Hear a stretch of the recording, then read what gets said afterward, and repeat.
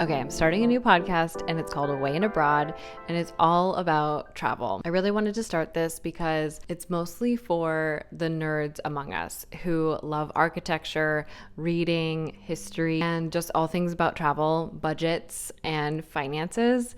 So I thought this would be a really cool place to just have this container and this hopefully gathering place for people who enjoy these things about travel to kind of come together and share ideas and advice.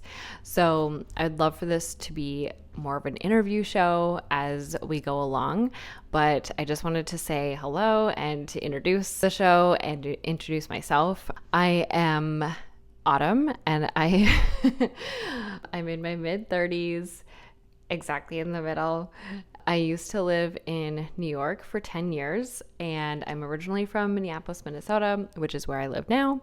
And over the past 5 or so years, ever since COVID, I have been able to accomplish my goal of traveling to at least one national place within the US and one international country every year. Another thing I'd love to talk about in this podcast is about languages, as I have just started to learn Spanish.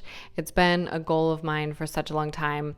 Many of my family members speak Spanish, so it was a big incentive for me to learn because I knew I would have them to help me along the way and also to be able to share this language with them. It's just been such a fun journey, and I love that there's so many avenues of travel that you can kind of go down. Even if you can't physically go anywhere, you can travel somewhere through a book or through a movie or YouTube. I watch YouTubes all the time of people traveling to Mexico City or Korea or Japan or wherever it is. So I just wanted to start this as a way to kind of meet people, and a special welcome to solo female travelers, female identifying travelers. I should also say my pronouns are she, her. But yeah, it takes a lot of courage for anyone to travel, certainly, and just a little bit more for those of us who are female identifying. So all are welcome. And yeah, I'm just really excited to start this. And I'll just tell you a little bit more about myself until I don't know what else to say. I am also an artist. I love to draw. Something I've been doing recently on my trips is to fill up a travel sketchbook. It's just such a meditative way for me to take in a scene, and as well as film photography. I love taking film photos everywhere I go. It's hard to pare down the tools to bring with me on a trip, because in a perfect world I would lug around a digital camera and a film camera with color film in it, and then another one with black and white, because there's such a different feelings you get from each one. Also sketchbooks and just all the things. So but yeah, I'd love to know how you take in the world, how you travel. Oh, and journaling too, definitely. I love to write. Recently I've been going through the book called The Artist Way, and that's actually helped me to start this podcast. I feel like crying already. If you haven't heard of it, it's such a great tool. It's kind of modeled after a 12-step process of recovery. So she kind of models it after AA. If you're a recovering blocked artist, she lays out steps you can take that will hopefully unblock you, and it's definitely helped me over the years. There's a lot of journaling. So one of the writing prompts was to write out, if it wasn't too late, I would fill in the blank. Or I think the one that led me specifically to the podcast was, if it wasn't so crazy, I would, start this.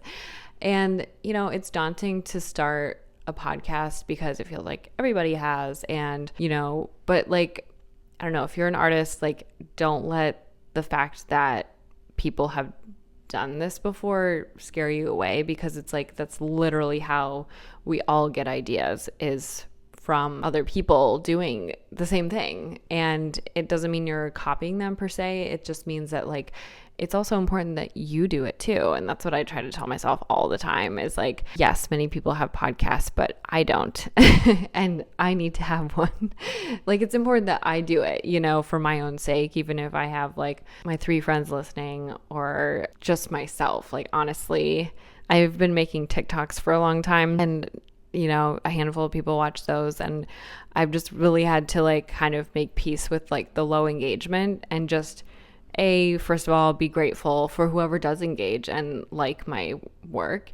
And second of all, just like really enjoy the process. Like it is so important to enjoy whatever you do, but especially if you don't get a lot of like, engagement or feedback right away. These things do take time, but I think it's for our own good too, because we're not perfect right away, or we're not polished, and it's not like our first work isn't our best. If you're a creator, like just focus on like what you like to do in the practice of it. I think that's probably like one of my favorite words is like, it's all a practice, whether it's a yoga practice or drawing or whatever it is, even if we've been doing this for 50 years, like we're still practicing. So just like medicine and doctors. And so that is my spiel about creativity. But yeah, so I'm an artist, and then I also work in financial marketing. I came from a legal marketing background before that when I worked in New York. And then before that, I had a big, long career of freelancing when I was like really trying to be a full-time photographer, whatever that meant. What that meant for me was photography 10% of the time, which was photo assisting and like photographing surprise 40-year-old birthday parties, and then cleaning apartments and catering and other side hustles I could get into. It was like the funnest time of my life and most stressful probably, and hardest on my body. Thrilling too. Like I lived in my favorite neighborhood, Carroll Gardens. I lived with 3 other people, but every day I left that apartment, I felt so lucky because it wasn't like the cheapest neighborhood, and it was like tight living space, but it was like a noisy street, but it was across the street from a church that was such a vibe. And anyway, loved that area. So it was like a very contradictory time in my life. So that's like a brief overview of my like money making career. During that time, I wasn't really able to travel much, but I knew it was something I always wanted to do. Just living in New York kind of lent itself to meeting different people. And so travel in a way kind of came to me.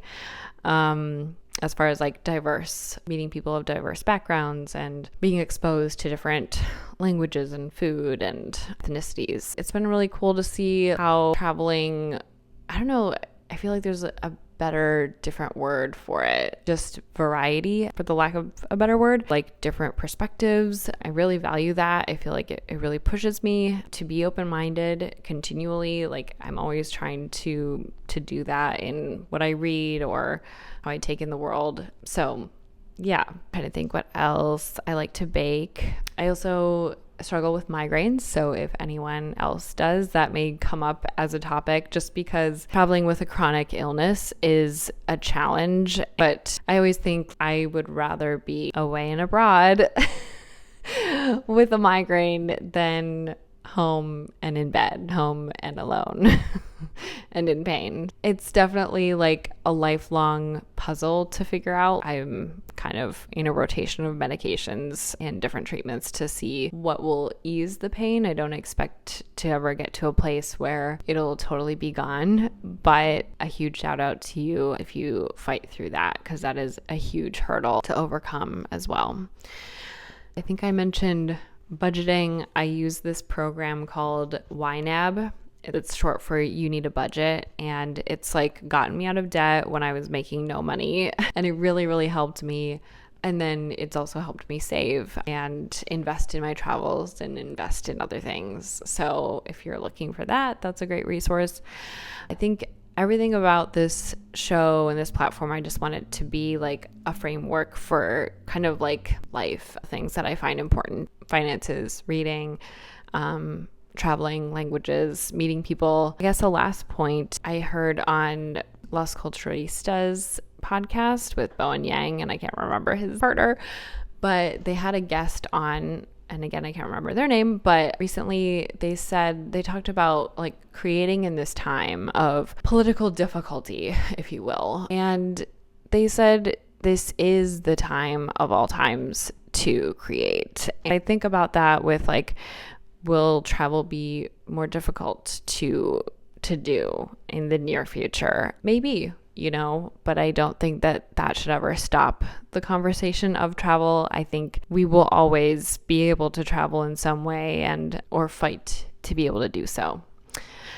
So that is my intro, and thank you so much for watching. I'm excited to start this and see what stories we come up with along the way.